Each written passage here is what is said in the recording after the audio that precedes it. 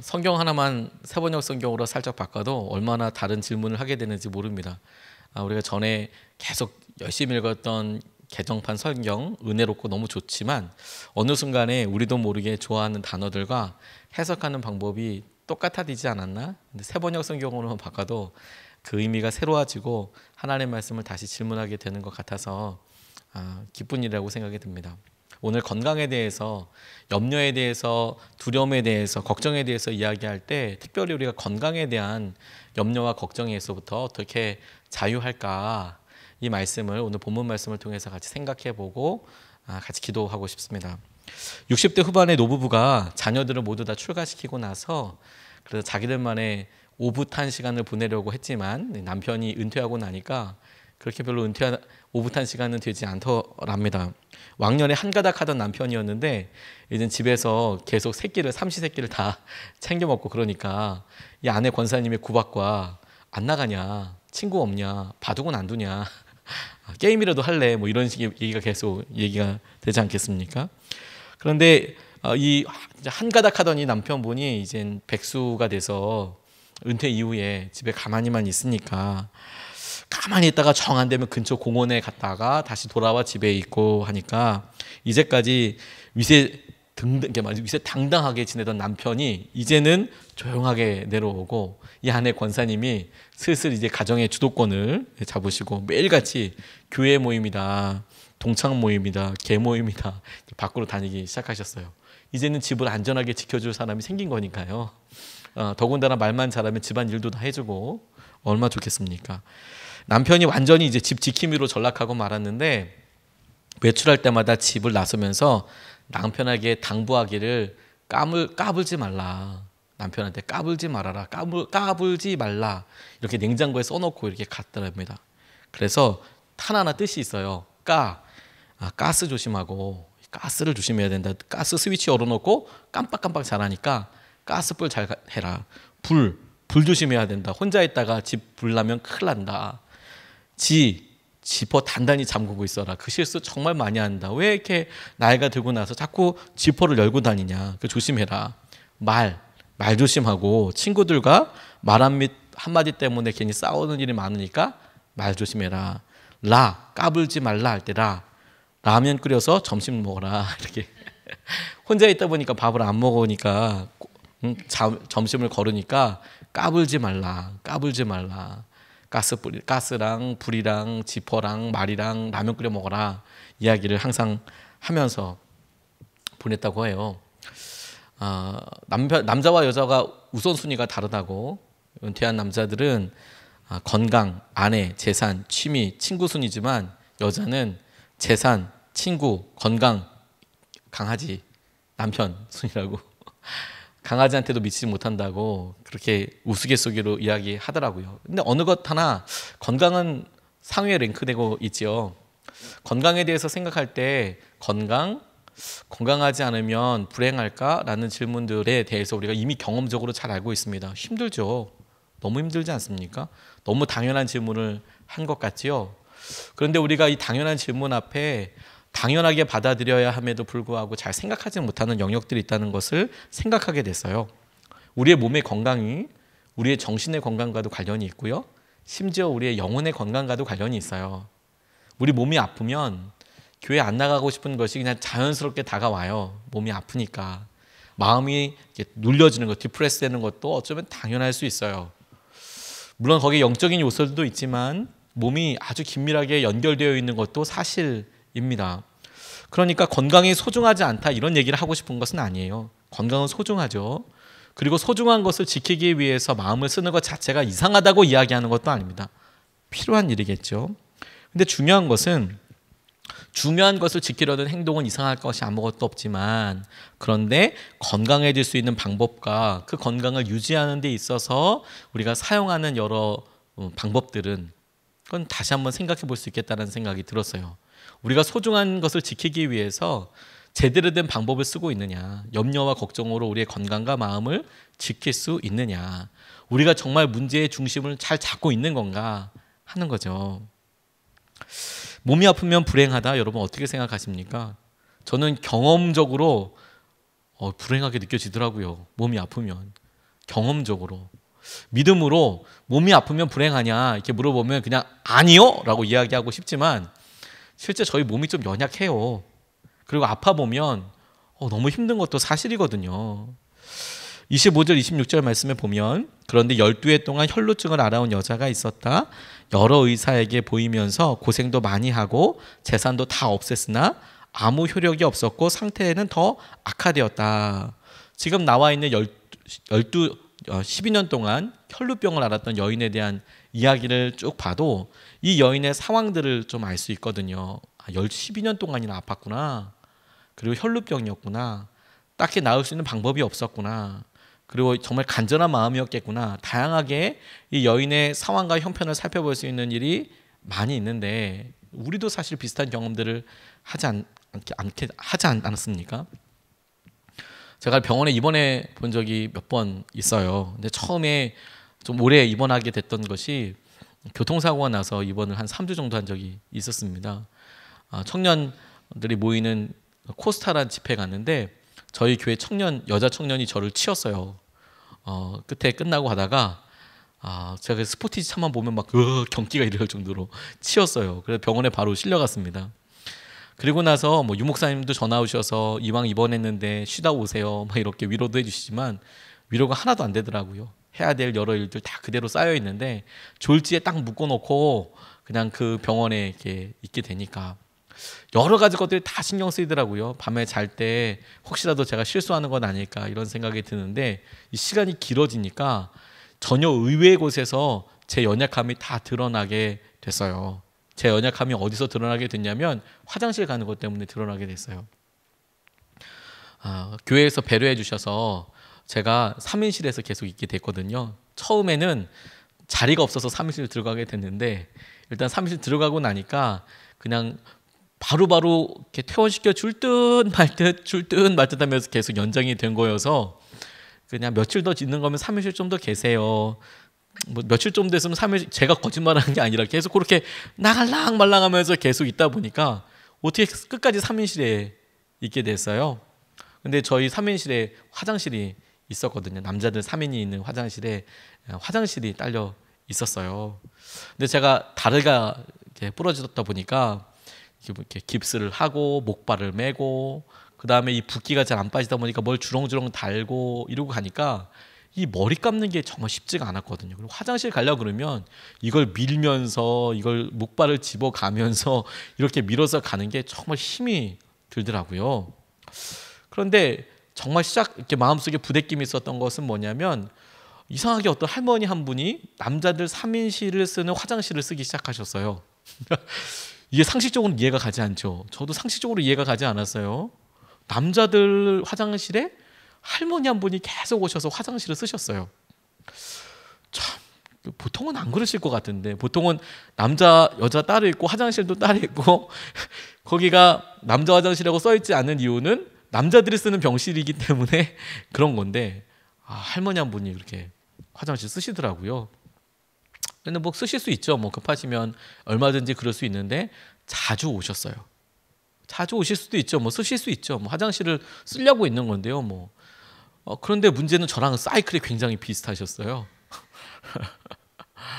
여기 뭐 가만히 앉아 있고 힘들고 그래서 이게 가는데 뭐 머리 감으러 가가지고 손님들이 온다니까 머리 감고 막 이렇게 하는데 바깥에서 막 두들기시면서 빨리 나오라고 막 그러시는 거예요. 처음엔 이게 무슨 일인가 싶어서 이게 내가 지금 여자 화장실에 들어온 건가 아니면 내가 지금 뭐 어디 와 있는 걸 아무리 생각해봐도 아니 저 할머니가 왜 여기서 이렇게 두들기시지? 그래서 할머니 여기 지금 3인실에 딸려있는 화장실인데요. 할머니 큰일 난다고 빨리 나오라고 막 그래서 머리 감다 말고 막 나오기도 하고 막 그랬어요. 목발 빼가지고 그 나와서 이게 무슨 일인가. 근데 이 할머니가 계속 몇 번 이렇게 부딪히다 보니까 마음이 너무 어려워지더라고요. 막 나중에 미워져요. 저 할머니 왜 저러시는 거야? 왜 남자 화장실 와서 저러시는 거야? 여자 화장실도 많은데 아마 이분이 조금 돌아가시기에 불편하셨나 보죠. 그러니까 아마 거리적으로 몇 미터 더 가까워 있을 수도 있고 잘 상황은 모르겠지만 아무튼 그분 계실 때 내내 저희 병실에 오셔서 화장실 쓰셨어요.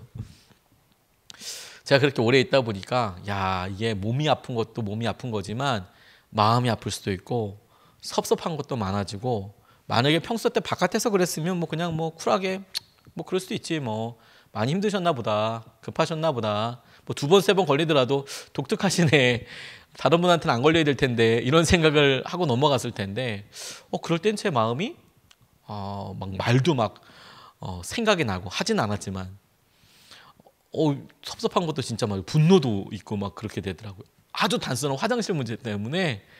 그러니까 아픈 게 아픈 문제로 끝나지 않고 제 마음에 있는 성품과 과정과 이런 것들이 다 드러나더라고요. 막 의사 선생님들한테도 화가 많이 나고요. 의사 선생님들한테도 아니 부러졌는데 왜 병명을 안 알려주는 거야? 부러졌으면 어디가 부러졌다 이렇게 얘기해야 될 텐데 와가지고 맨 괜찮네요? 그리고 그냥 가는 거예요. 어떻게 괜찮은지 알려줘야지.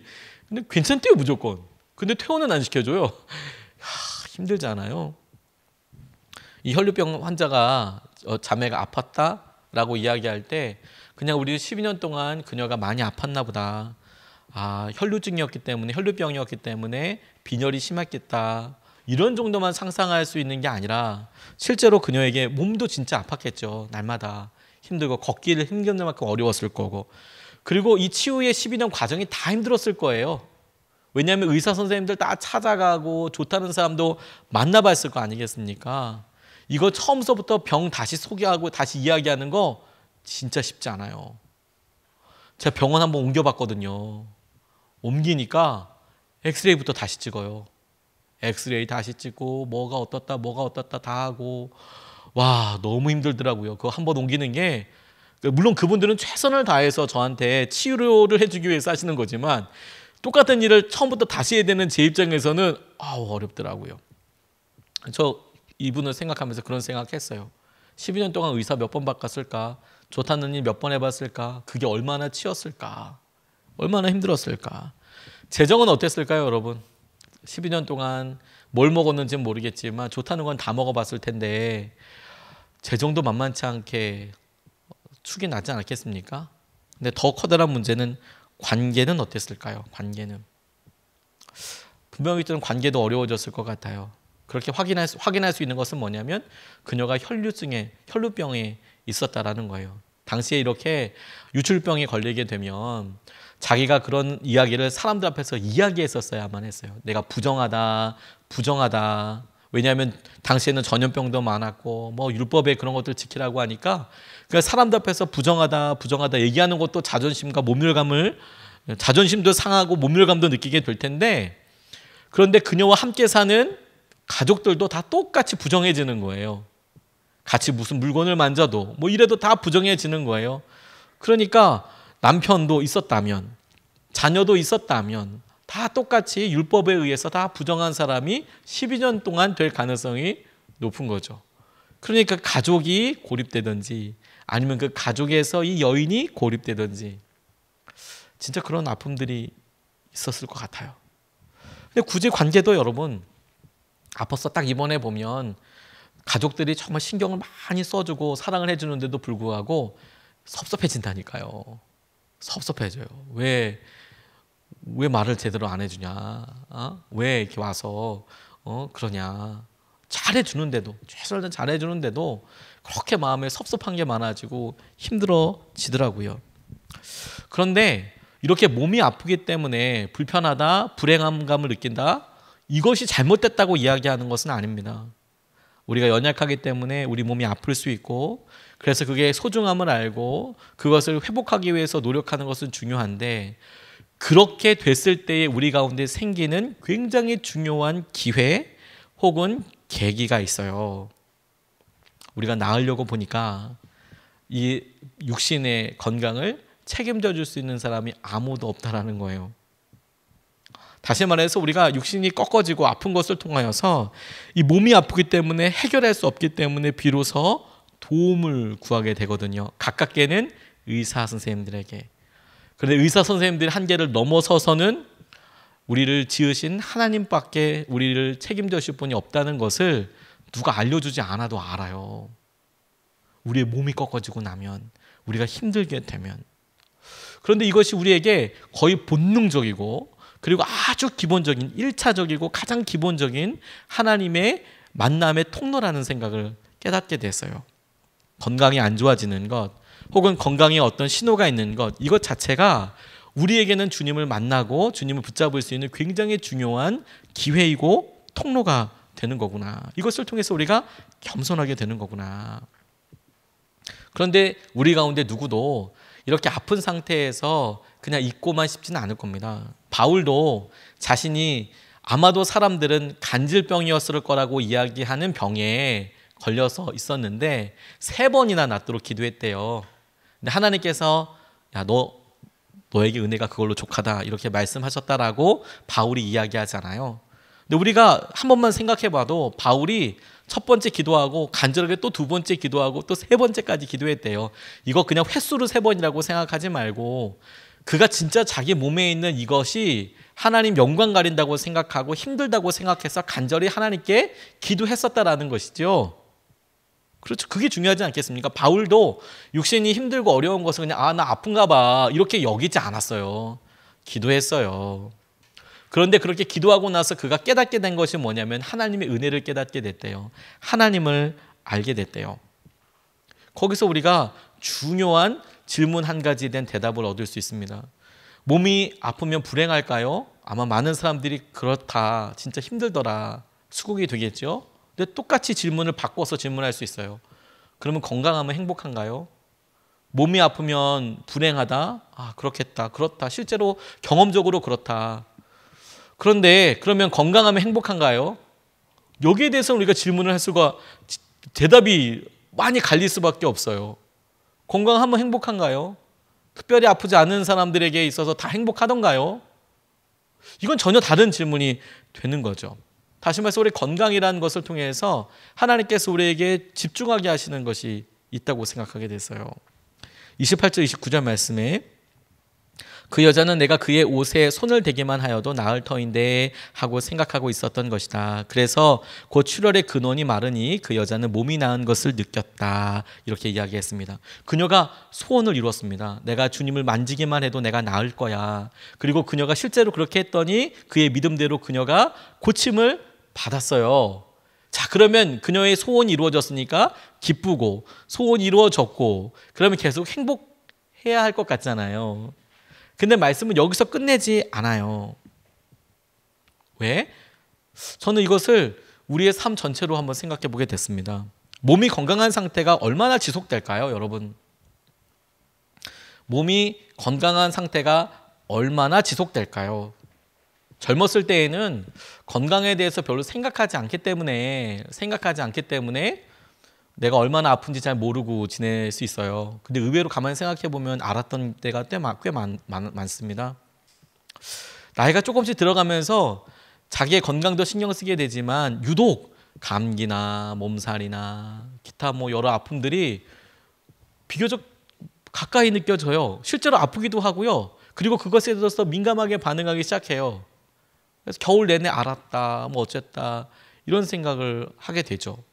몸이 그렇게 노화되기도 하지만 실제로 거기에 예민해지기도 하거든요. 근데 가만히 생각해 보면 우리의 몸이 끊임없이 변화하고 있어요. 좋게 표현해서 변하죠. 그런데 이것을 어렸을 때에는 성장이라고 하고요. 그리고 성숙이라고 합니다. 조금 지나고 나면 노화라고 이야기해요. 노화라고. 우리 몸이 하루도 아니 1시간도 가만히 있지 않습니다. 변화하고 있어요. 변화하면서 새롭게 적응하고 있죠. 그래서 적응을 못하면 몸은 여지없이 아파요. 계속 앉아있는 직업 중에 하나가 우리 사역자들도 많이 앉아있거든요. 신방 가고 이럴 때만 빼고 거의 앉아서 책 보고 말씀 준비하고 컴퓨터 앞에 있고 그러잖아요. 대학 다니고 대학원 다닐 때 아마 지금만큼 만만치 않게 앉아 있었거든요. 준비해야 되고 공부해야 될 거 많으니까 공부 진짜 열심히 하는 척 했어요. 그때는 괜찮았거든요. 허리도 괜찮고 그렇게 앉아 있어도 한번 일어났다 기지개 한번 펴거나 화장실 한번 갔다 와서 세수 한번 하고 오면 거짓말처럼 괜찮았어요.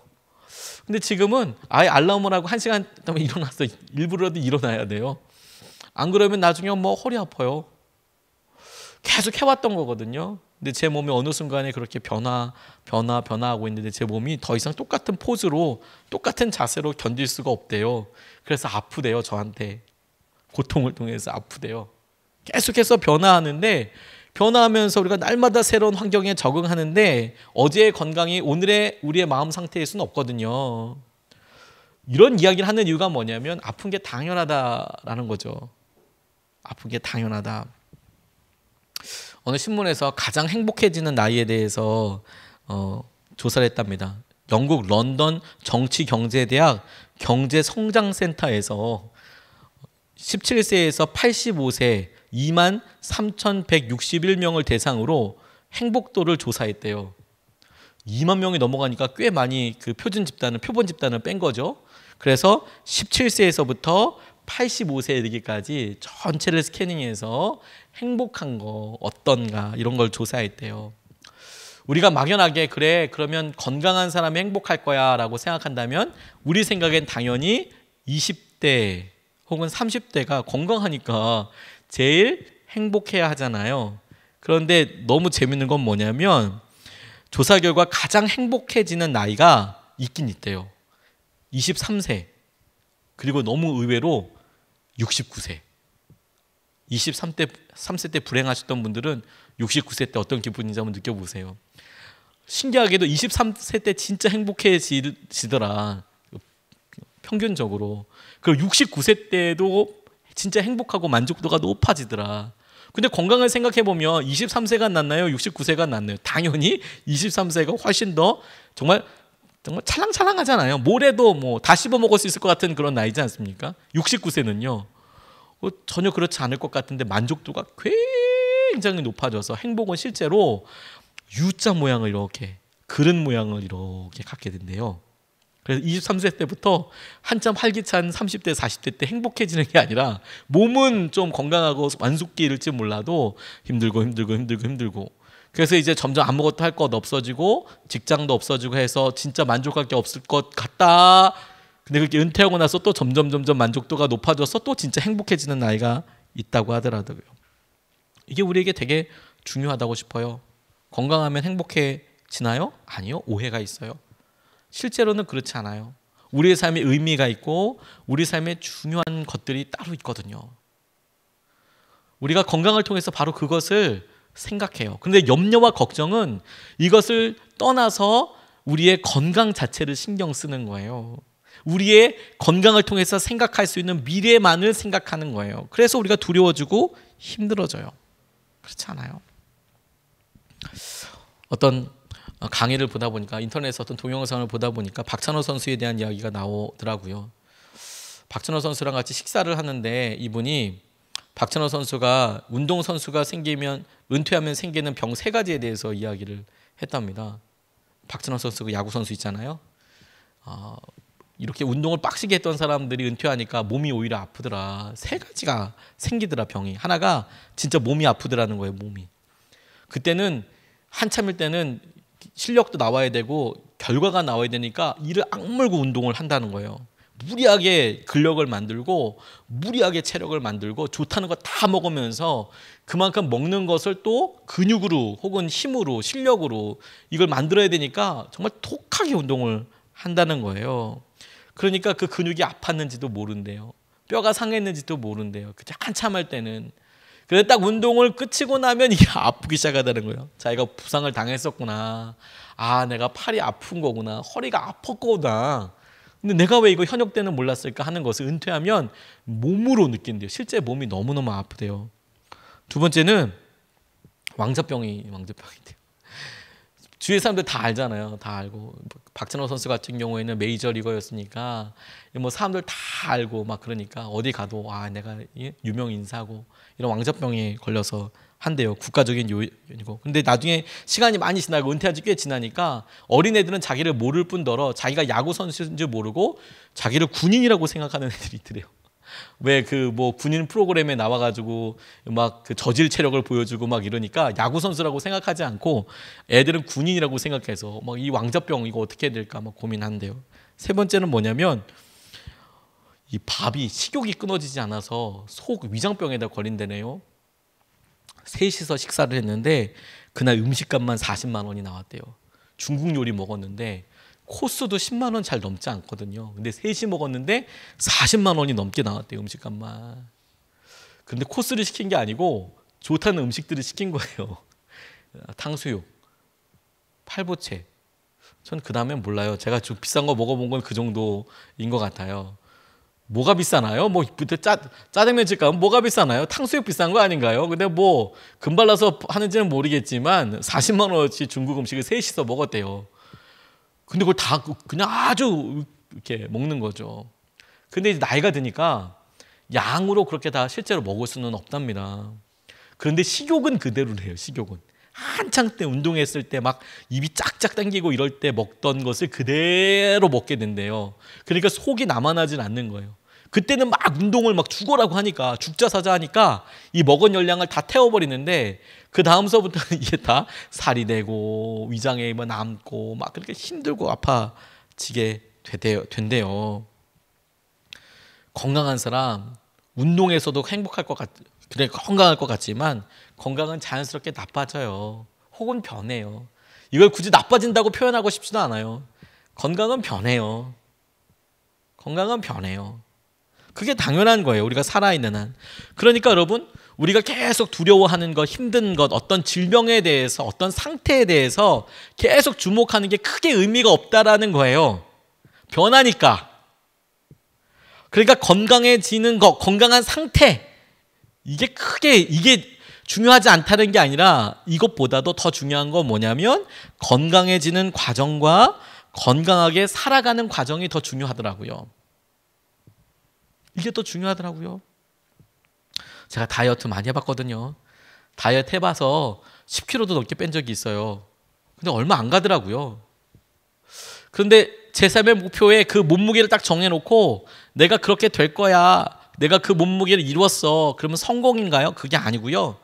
그 몸무게를 만든 것과 동시에 그런 몸으로 살아가기 위한 내 생활 태도와 습관이 훨씬 더 중요한 거잖아요. 건강이 딱 그와 같은 거죠.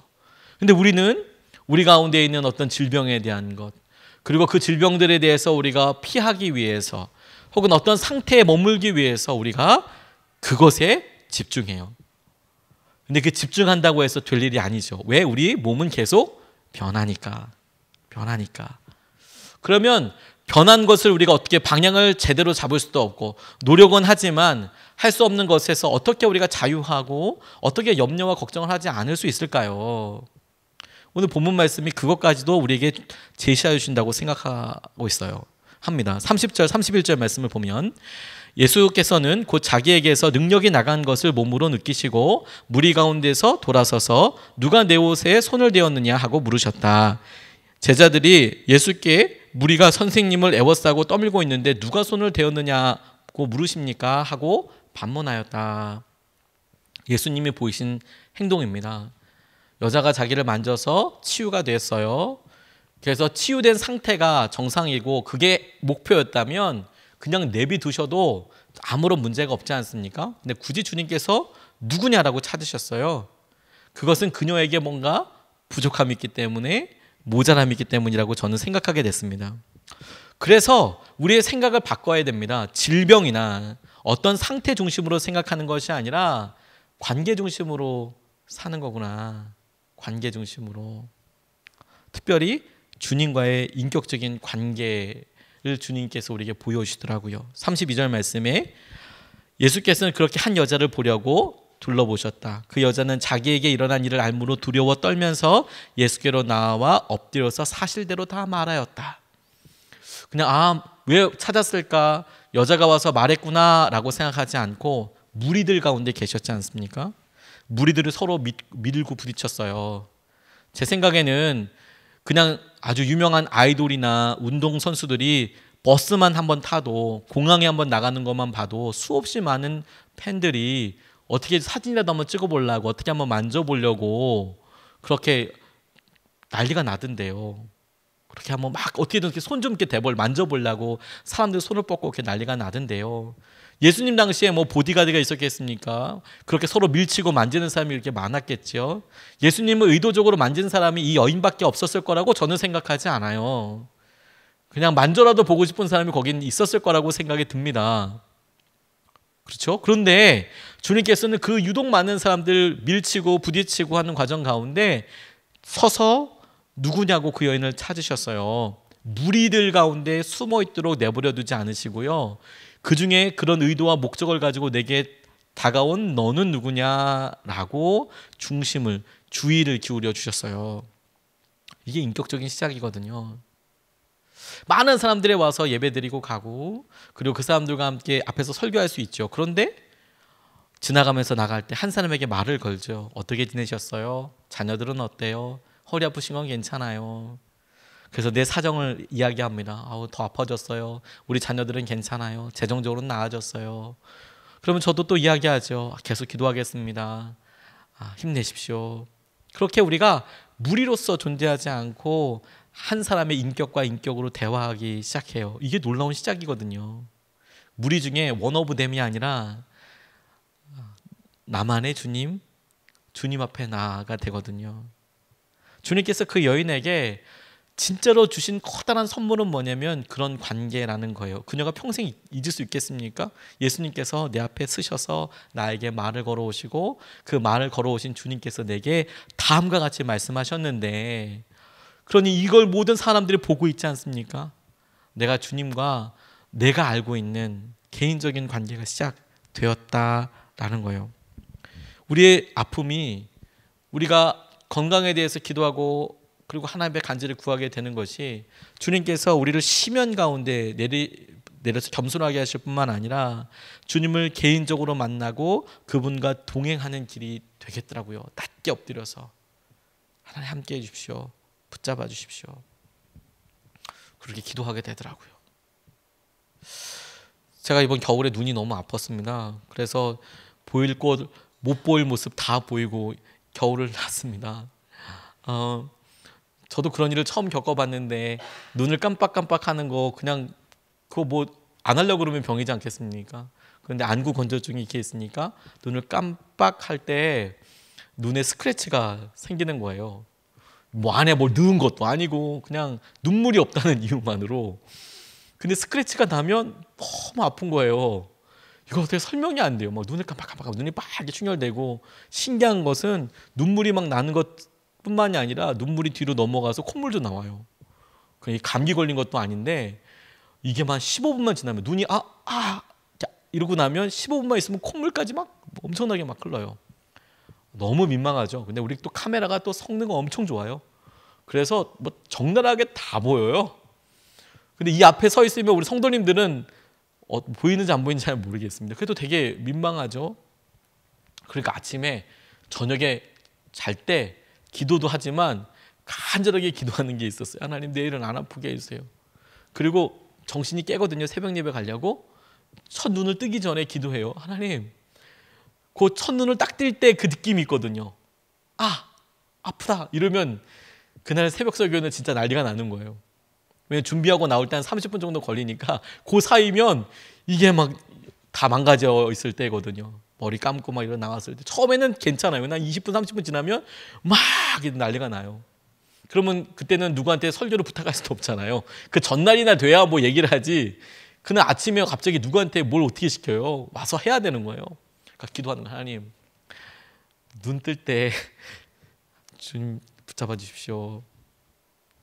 하나님 잘 때 뭐 좋다는 건 다 해보죠. 뭐 가습기도 해보고 눈에다가 뭐 눈물을 그냥 뭐 거의 강물같이 막 흐르고 자죠. 막 그리고 하나님 어떻게 할까요? 기도하고 자죠.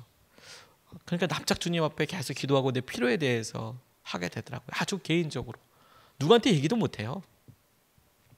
주님께서 이런 일들 통하여 병이 아니라 나와 함께 하시는 주님과의 관계 가운데로 우리를 부르시더라고요. 개인적인 관계 가운데로. 두 번째로 주님에 대한 말씀에 대해서 신뢰, 주님께서 하신 말씀에 신뢰하게 하시더라고요. 그게 우리가 건강에서부터 우리가 염려하고 걱정하는 것에로부터 자유하게 되는 방법이에요. 우리의 몸이 실제로 건강해지는 것도 있지만 우리의 몸과 우리의 삶에 대해서 주님께서 하신 말씀을 우리가 신뢰하는 것이 끊임없이 우리 가운데 있는 어려움과 두려움으로부터 넘어서는 방법이에요. 34절 말씀에 그러자 예수께서 그 여자에게 말씀하셨다. 딸아, 내 믿음이 너를 구원하였다. 안심하고 가거라. 그리고 이 병에서 벗어나서 건강하여라. 이렇게 말씀하셨어요. 두 가지 선물이 있었어요. 하나는 구원이에요. 구원. 그런데 제가 이번에 말씀을 묵상하면서 새롭게 집중하게 된 단어는 뭐냐면 이 병에서 벗어나서 건강하여라라는 표현입니다. 이 병에서 벗어나서 건강하여라. 이미 여인은 자기가 낫게 된 것을 알았습니다. 그렇죠? 본인도 알았어요. 주님도 아셨겠죠. 능력이 나갔다는 것을. 근데 그 여인의 삶이 여전히 12년 동안 아팠던 삶의 습관을 가지고 있어요. 여전히 그녀는 마음은 여전히 아파했고요. 몸은 치유될 수 있을지 몰라도 그녀의 관계, 그녀의 재정, 그녀의 상황들은 여전히 아파 있는 상태에서 이제 바닥을 친 거나 마찬가지예요. 그렇죠? 그녀의 삶은 여전히 나아지려고 한다면 여전히 많은 시간이 필요할 거예요. 병이 나은 것에서 끝나지가 않고요. 그래서 너 이 병에서 네가 벗어나서 건강하여라 라는 삶은 지금 당장 네가 그렇게 나았지에 대해서 얘기하시는 게 아니라 앞으로 너의 삶에 대해서 너 벗어나는 시간이 필요한 거야. 그리고 너 스스로 계속 건강해지는 거야. 지금 완성되게 병이 나은 것에 대해서 축복하고 얘기하는 것에 끝나지 않고 너 이거 벗어나야 한다. 네가 스스로 이제서부터 벗어나야 할 거야. 그리고 이제 건강해야 할 거야 라고 주님께서 말씀하셨고, 그녀가 이제부터 바로 예수님을 만나기 전까지는 아팠지만 예수님을 만지는 순간부터 나았잖아요. 근데 여전히 내 주위에 내가 건강을 찾기 위해서나 내가 병은 나았다 하지만 내 주위의 상황과 관계와 형편들이 나아지게 되는 데 있어서 나를 무너뜨릴 수 있는 건 정말 많아요. 왜냐하면 병만 나았잖아요. 병은 나았지만 내가 아플 때 내게 했던 아픈 상처들은 다 남아있잖아요. 내가 써버렸던 돈은 회복되지 않잖아요.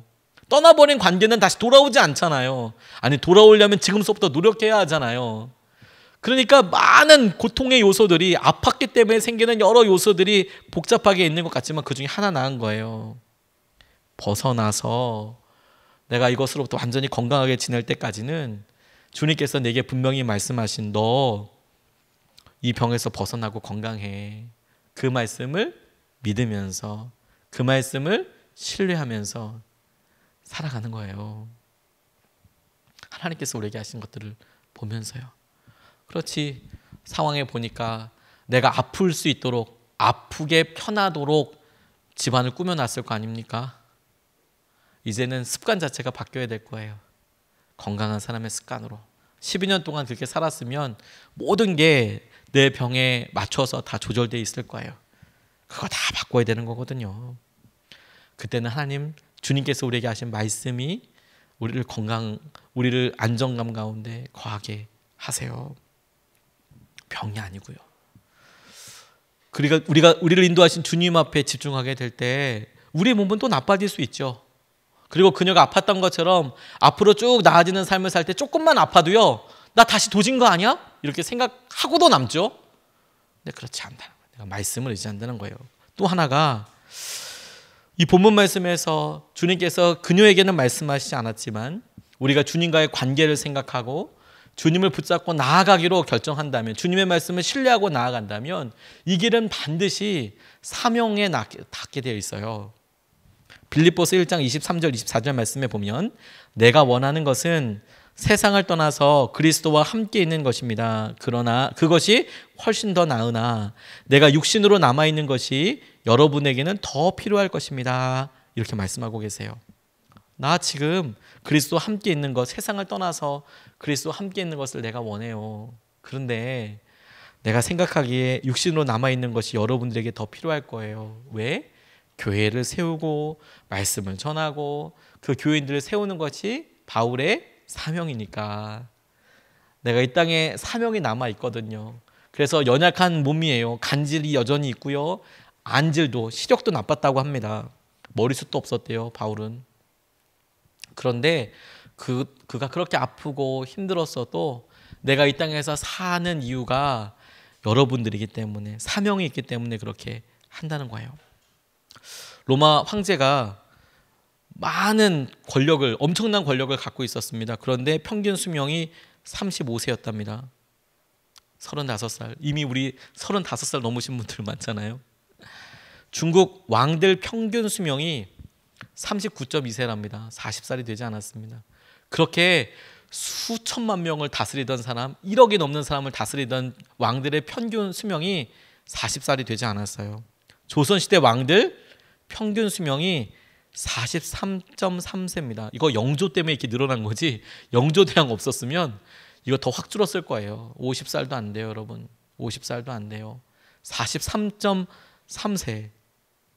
전 이렇게 막 생각해 보니까 이렇게 권력을 누리는 사람들보다 저는 훨씬 더 많이 살아버렸더라고요, 이미. 그런 권력 없이도 전 잘 살고 있거든요. 화려한 명예, 영광, 순간이잖아요. 오래가지 않아요. 그런데 우리와 함께 하시는 주님과 우리가 계속해서 나아가는 것, 그 사명을 통해서 우리가 우리 자신을 같이 발견하는 것. 다시 처음에 질문을 해볼까요? 건강에 대해서. 몸이 아프면 불행할까요? 라는 질문에 대해서 우리가 경험적으로 그렇네요.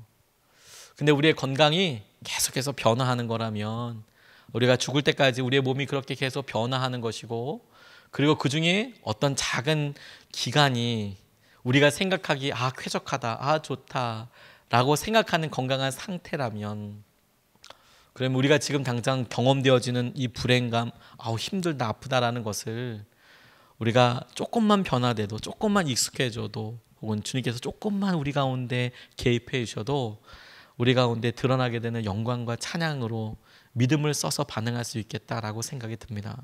그러니 여러분, 지금 당장 우리 가운데 있는 염려와 걱정을 바라보지 않고 우리에게 말씀하시고 우리에게 인격적으로 다가오시는 주님을 바라보고 우리에게 맡겨진 사명 붙잡고 주님께서 하시는 은혜를 누리게 되는 저와 여러분 되시기를 축복합니다.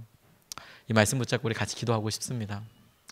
염려와 걱정에 대해서 이제 네 번째, 건강에 대해서 이야기를 하는데, 우리의 이 몸과 우리의 걱정이 하나님께서 하신 은혜 가운데 올려지게 되기를 원합니다.